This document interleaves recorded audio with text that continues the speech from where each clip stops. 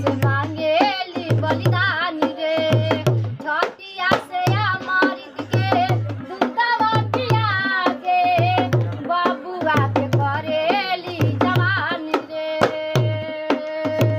चांदी से मांगेली चमकतिया जोरिया असुर से मांगेली बलिदान रे छतिया से अमृत के दूधवा पिया के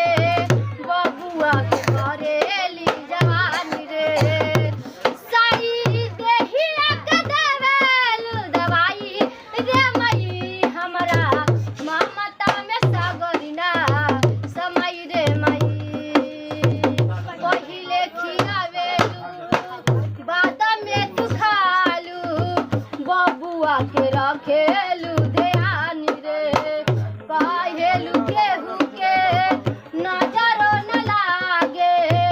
दया कर भगवान रे